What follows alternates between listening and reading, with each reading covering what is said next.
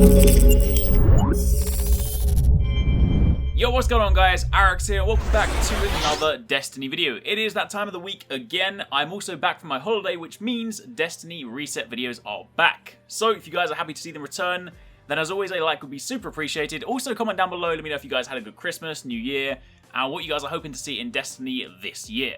Anyway, turning our attention to the video, your Nightfall this week is the Wretched Eye Strike. And your modifiers are Brawler, where Guardian melee damage is greatly increased, Fresh Troops, where some enemy squads have been fortified with additional reinforcements, Match Game, where enemy shields are resistant to all unmatched elemental damage, and Exposure, where Guardian shields are increased but do not replenish. No burn this week, but of course don't forget that doing the Nightfall will guarantee you a skeleton key, so if you guys are after any of those horde chests, then it's definitely worth your time. Plus, of course, it will link into the Icebreaker quest, which we'll speak about a little bit later. Of course, on top of that, if you guys are still searching for Treasures of the Dawning, then it's worth doing your Siva Crisis Heroic Strike playlist. Plus, of course, doing 3 of those will net you 30 legendary marks, which is always good to remain stocked up. That playlist this week has Void Burn, Small Arms, and Fresh Troops.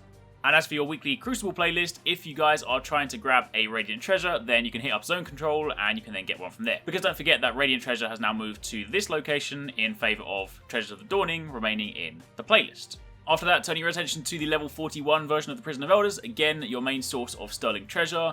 And on the topic of Prison of Elders, your challenge of the Elders this week, your modifiers are Chaff and Specialist, so player radar is disabled and special weapon damage is favoured. And your bonus is grenade kill bonuses. So throw in any armor pieces that give you double grenades, anything that helps with your kind of grenade recharge, all that stuff, and you should be good. And your bosses are Psylocke the Defiled, Nodusk the Servant of Oryx, and the Pilot Servitor. So Hive, Cabal, and Fallen. And then finally, as for your raid this week, your usual kind of double cycle, Volsic is your challenge this week. So if you guys are missing any kind of 400 light gear or you need to hit up the raid for some reason, then that is the challenge you should be going after. So if we then turn our attention to the vendors, starting off in the Iron Temple, Felwinter Peak, of course. This week, Tirakan has the artifact Memory of Felwinter, which is the one where you lose your super, but you gain an extra grenade, melee, and a small boost to other stats.